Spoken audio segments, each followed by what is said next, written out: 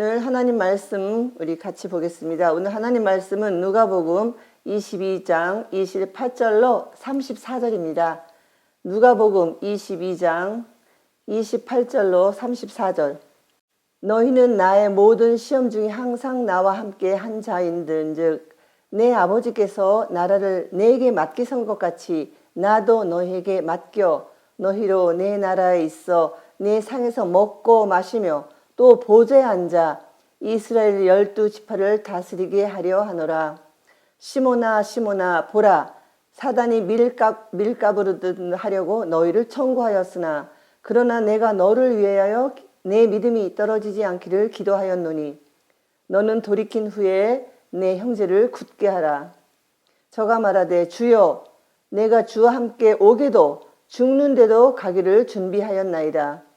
가라사대 베드로야 내가 네게 말하노니 오늘 닭 울기 전에 내가 3번 나를 모른다고 부인하리라 하시니라. 아멘.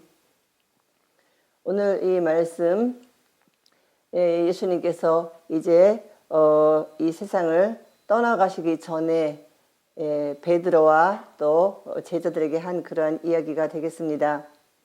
오늘은 회복시키시는 하나님 이러한 제목으로 우리 이 말씀을 통해서 같이 은혜를 나누고자 합니다. 우리가 베드로의 정말 수제자 베드로였지만 그도 인간의 연약함이 있어서 많은 마음은 뜨거웠지만 실수한 장면도 이 성경 말씀에 나오고 그리고 또 이 예수님이 돌아가시고 나서 그 베드로가 성령이 충만하여 설교할 때 3,000명이 돌아오는 놀라운 이러한 사도가 된 것을 우리가 알 수가 있습니다. 네, 오늘 뭐라고 그랬습니까? 예수님께서 나는 오게도 가고 죽는데도 따라갈 준비가 이미 되었나이다 하니 예수님께서 닭 울기 전에 나를 3번 모른다고 부인하리라 이런 말씀을 하셨습니다.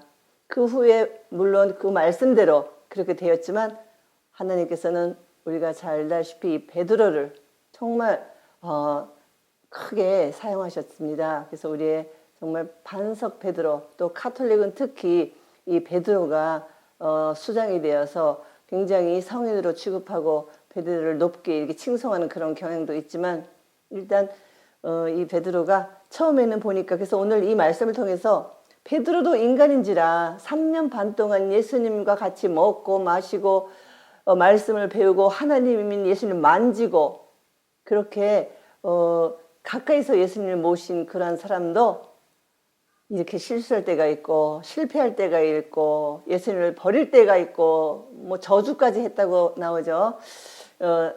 이 말씀이 네 복음서에 다 나오는 참 말씀입니다. 그래서 그런 베드로일지라도 우리 하나님께서는 반드시 다시 위로하시고 치료하시고 포기하지 않으시고 회복시키는 그러한 것을 우리에게 많이 이렇게 보여주고 계시고 우리가 그런 것을 내 믿음으로 오늘 다 받으시기를 우리 좋으신 하나님을 다 영접하시기를 다시 한번 믿음을 우리가 정말 완벽한 믿음이 없죠?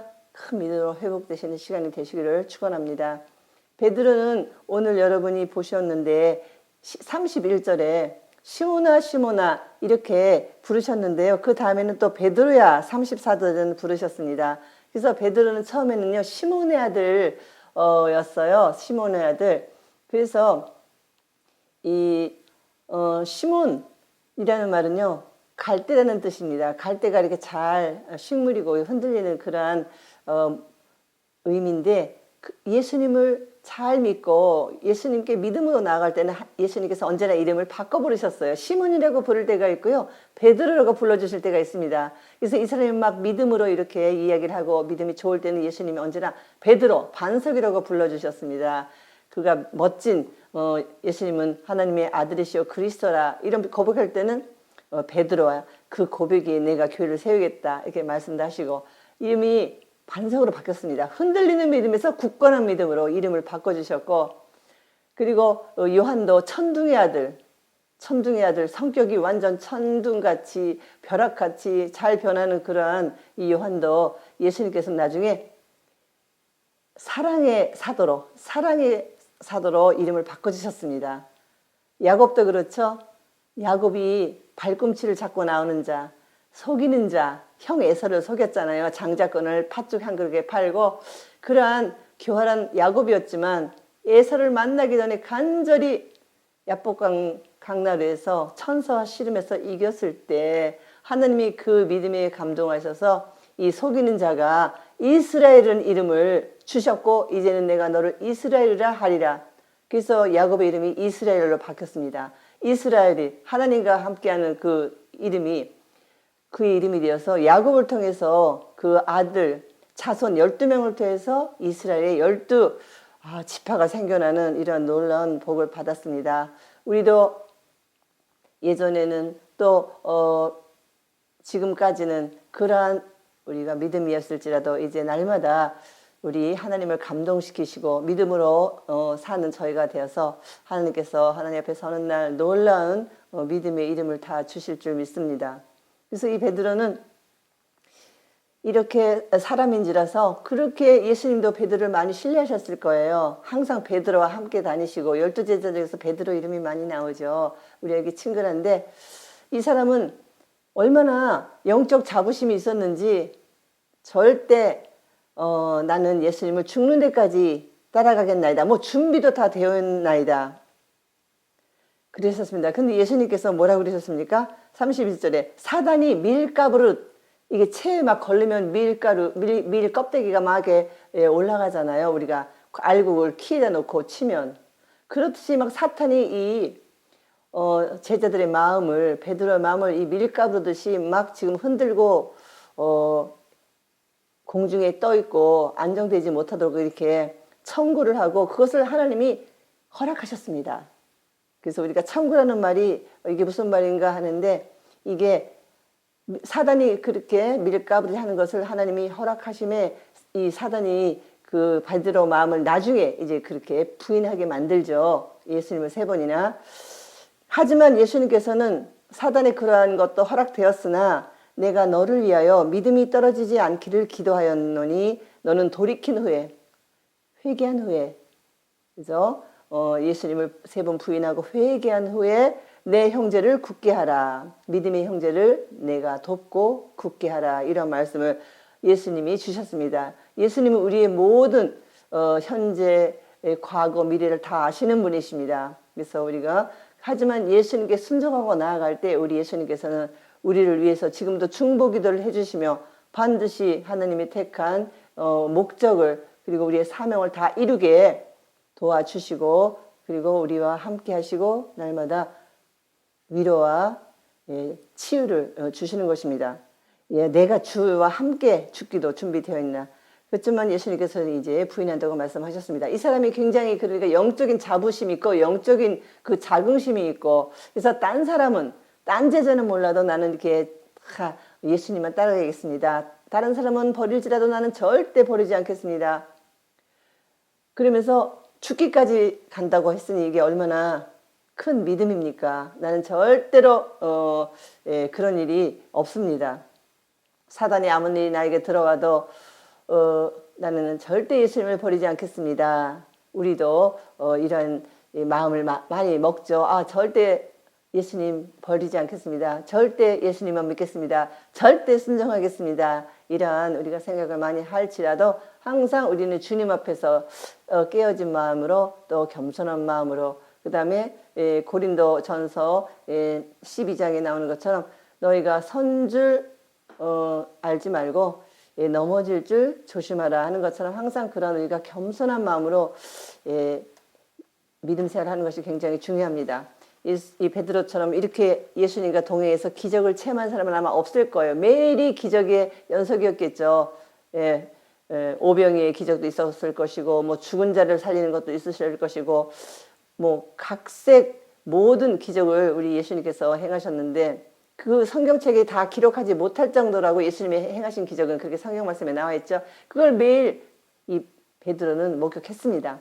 그래서 아주 본인이 굉장히 영적인 자부심이 있었습니다. 그런데 왜 이렇게 베드로가 예수님을 부인하게 됐을까요?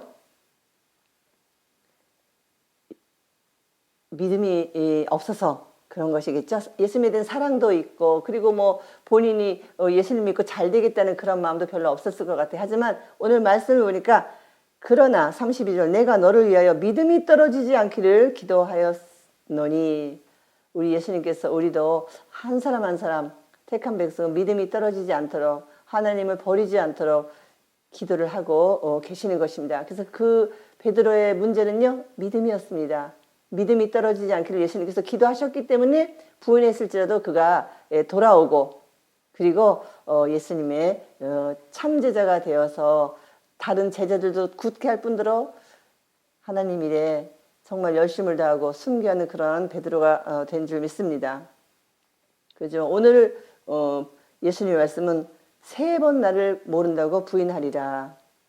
베드로는 예수님의 마음을 잘 알고 그렇게 예수님을 열심히 따라다녔으나 예수님의 말씀은 부인하리라. 예수님께서 그 부인하는 걸 아시고 얼마나 실망을 하셨을까요? 굉장히 낙담을 하셨겠죠. 하지만 예수님은 그것을 알고 계셨습니다.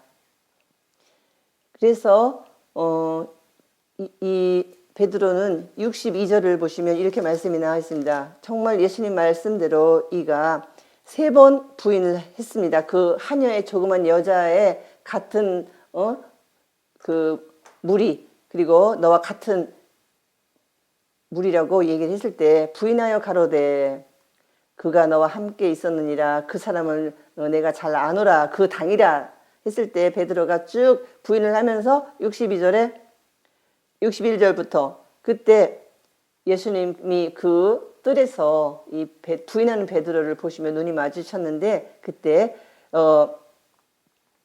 예수님께서 그 동정 어린 자비로운 눈으로 그를 바라봤다고 이렇게 나와 있습니다. 그래서 그가 정말 예수님과 눈이 마주쳤을 때 예수님이 하신 말이 생각나서 내가 3번 나를 부인하리라 하심이 생각나서 밖에 나가서 심히 통곡하니라. 그가 밖에 나가서 심히 통곡하니라. 막 마음을 찢으면서 통곡하면서 그가 정말 자기가 이렇게 지은 죄에 대해서 이 사람이 회개하게 되는 것입니다. 예수님과 눈이 마주친 순간 자기의 연약함, 자기의 영적인 프라이드가 다 무너지면서 자기가 큰 죄를 졌다는 것에 대해서 너무 이 베드로가 통곡하기 이르는 것입니다. 심히 통곡하였더라. 얼마나 그 마음이 괴락했습니까? 그래서 이 유다와 베드로의 다른 점이요. 유다는 자기가 잘못한 것을 알았으나 회개하지 않고 자살해서 자기 목을 매매 그 일이 끝나고 그리고 성경의 영원한 유다로 나와 있게 되는데 우리 이 베드로는 예수님을 3번이나 부인한 큰 죄를 졌음에도 불구하고 심히 통곡하고 애통하며 마음을 찢고 회개해서 우리 예수님께 그 마음을 위로받고 그 다음에 예수님께서는 그를 회복시켜 주시는 역사가 있었습니다. 우리가 그렇습니다. 여러 가지 실수도 많이 하고 또 실패도 많이 하고 믿음이 연약해지고 그럴 때가 많이 있지 않겠습니까?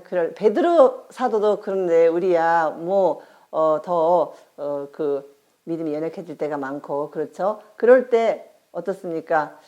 돌아와서 회개하는 자에게는 희망이 있고 그 마음에 천국이 임하고 그 다음에 그 회개하는 자에게는 마귀가 거기서 마귀 사탄이 떠나가게 되는 것입니다. 왜냐? 회개할 때 하나님의 나라가 임하고 성령께서 임하시기 때문에 마귀는 더 이상 그 사람을 붙들고 밀가부르듯이 흔들고 그 다음에 그 사람을 쓰러뜨리고 유혹과 여러 가지 술수와 책략을 가지고 우리를 공격하나 우리가 마음을 찢고 상한 심령으로 하나님을 바라보며 통곡하며 회개하면 하나님께서 완전히 우리의 마음에 들어오셔서 성령께서 우리를 위로해 주시고 그리고 사탄이 마귀가 그 순간 떠나가게 되는 줄 믿습니다. 그래서 우리 하나님은 너무너무 좋으신 하나님이십니다. 아까도 그 말씀에 나와 있듯이 우리가 다 연약한 믿음인 것을 우리 하나님께서는 아십니다. 그래서 지금 중보 기도를 우리 믿음이 떨어지지 않도록 기도를 하고 계신데 우리는 나중에 이 세상의 나그네 길이 다 끝난 다음에 영원한 천국에 들어가게 될 때 우리 믿는 자는 어떻게 살게 되는 것을 여기서 예수님께서 미리 말씀하셨죠. 30절 아까 읽은 대로 너희가 내 나라에 있어 하늘나라에 올라갔을 때 천국에 갔을 때 내 상에서 먹고 마시며 또는 보좌에 앉아 이스라엘 12지파를 다스리게 하려 하노라. 12제자가 이렇게 말씀하셨습니다. 이거는 사실이고 이것은 반드시 이루어지는 줄 믿습니다. 우리도 여러분 믿음이 없이는 하나님을 기쁘게 하지 못하나니 그에게 나오는 자는 그를 찾는 자는 그를 찾는 자에게 상 주시는 이를 믿어야 할지니라. 이 상이 여기 현실의 상도 있지만 현세상, 내세상도 있는 것입니다. 그래서 우리가 믿음이 정말 우리를 지금도 지탱하고 있고 이 믿음으로 천국에 들어가는 자는 10골, 전번에도 10문화의 비유를 얘기했듯이 10골을 맡을 자가 있을 것이고 5골을 맡을 자가 있을 것이고 우리에게 그런 상급을 주시는데 그 하나님의 왕국에 들어갔을 때 우리에게 그 골을, 마을을 맡겨주시는 것입니다. 그래서 우리가 믿음이 좋은 사람은 많은 고을을, 이거는 계시록에 나와 있죠. 많은 고을을 우리 주님께서 맡겨주시고 그거를 통치하게 되는 것입니다. 천국이 그냥 막연하고 뭐 구름에 떠 있고 그러한 세계가 아니라 현실과 같은 똑같은 우리가 이런 삶을, 하지만 영적으로, 육적에서는 그게 우리가 보이지 않지만 우리가 이 육을 벗고 영으로 그 천국에 들어갈 때 그것이 다 현실에서 똑같은 마을과 똑같은 사람들과 우리가 눈으로 보면서 그런 영원한 사랑의 교제를 하는 하나님의 왕국에서 살게 될 줄 믿습니다. 그래서 우리가 믿음 생활을 정말 아름답게 잘하면 천국에서도 그대로 고를 우리 주님께서 맡겨주시고 치리하는 자로 우리가 살게 되는 것입니다. 이스라엘의 12지파는 12제자에게 준다고 분명히 다스리게 하려 하노라. 우리가 천국 가면 알게 되겠죠. 여러분들 많은 고를 다스리는 그러한 하늘나라에서도 하늘나라의 영의정과 우의정이 되시기를 주님의 측근이 되시기를 축원드립니다.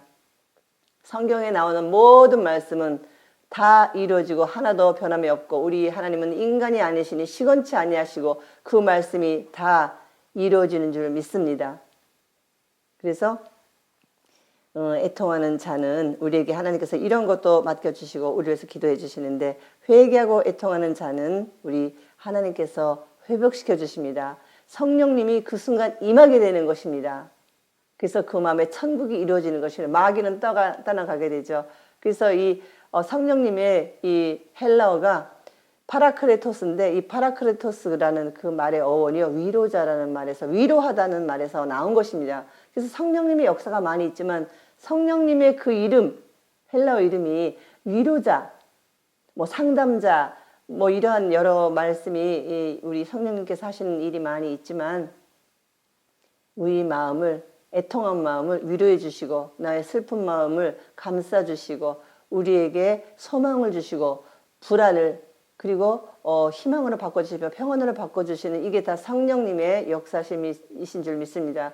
그래서 요즘에 세상이 날마다 힘들어가고 그리고 인간성이 파괴된 우리 마지막 때를 사는 저희에게 있어서 믿음이 좀 흔들릴 때도 있고 그 다음에 좀 피곤할 때도 있고 여러 가지 문제 우리가 부딪힐 적에 우리 성령님께서 우리를 위로해 주신 줄 믿습니다. 위로하시는 우리 성령께서 우리 마음에 계심에 우리를 점점점 타락의 늪으로 타락으로 몰고 가시는 것이 아니라 한 날마다 우리를 위로해 주시고 세워주시고 굳건하게 해주시는 것입니다. 그래서 이렇게 우리가 또 어렵고 힘들 때일수록 성령이 함께 하시는 우리가 내주하는 우리 하나님의 자녀들은 서로를 위로해 줘야 됩니다. 지금은 정말 코로나로부터 지금 3년째 2년 반째 들어가고 있는데 이러한 무엇을 바라봐야 될지 우리가 잘 모르는 정말 그러한 이 마지막 때 이 세상을 바라보면서 우리가 날마다 만나는 분들에게 위로와 소망을 주시고 그리고 절대 이 불안과 절망을 주는 우리가 그런 이웃이 돼서는 안 되겠습니다. 서로 위로할 때 우리 성령께서 크게 역사하셔서 그 사람을 살리시고 그 사람을 회복시키는 역사가 일어날 줄 믿습니다. 우리의 말을 통해서 하나님께서는 큰 일을 이루시고 설마 그 사람이 지금 예수님과 떠나갔을지라도 그 사람이 지금 약간 믿음이 흔들려서 넘어져 있을지라도 우리가 위로 우리 성령께서 위로하시는 말을 우리 입술에 주실 때 그 모든 우리 만나는 분들이 회복되고 치료되고 그리고 굳게 믿음에 서실 줄 믿습니다. 하나님의 자녀로 축복 속에서 그다음에 믿음 속에서 살아가실 줄 믿습니다. 그래서 우리가 이 회개하는 게 굉장히 중요합니다. 마음을 씻고 예수님의 보혈로 우리가 마음을 씻고 그리고 내 마음을 찢으며 그다음에 애통하는 그러한 마음으로 우리가 연약한 매일매일의 작은 실수 그러한 것을 반복할 때 우리 하나님께서 그 순간순간 성령님을 통해서 위로하시고 치유해 주신 줄 믿습니다. 아멘. 오늘도 그러한 믿음의 복을 받기 위해서 우리 날마다 하나님 앞에 나아가기를 원합니다. 그러면 하나님은 우리의 그 모습 그대로 받아주시면서 회복시켜 주실 줄 믿습니다. 내가 절대 나의 인생을 포기하지 않으시기를 축원합니다. 우리의 일터가 있죠. 가정도 있죠. 또 이게 형제자매도 있죠. 또 이웃도 많이 있지만 저를 포함해서 모든 하나님의 자녀에게는 하나님의 구원하심이 있고 그 다음에 치료하심이 있고 부활하심이 있고 영생의 소망이 있으므로 우리가 그것을 감사하며 살아나가며 증인이 되기를 우리 하나님께서는 원하시기 때문에 절대 저희를 버리지 아니하십니다.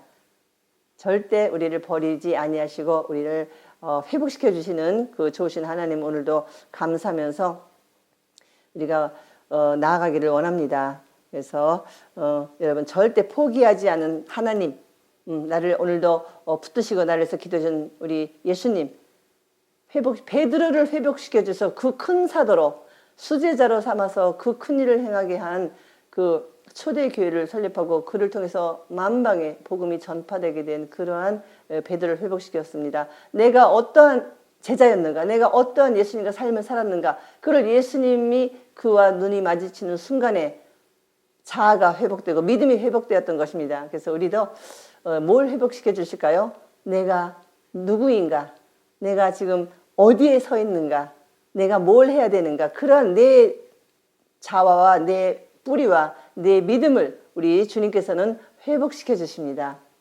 회개할 때 애통할 때 마태복음 5장 7절에 있죠.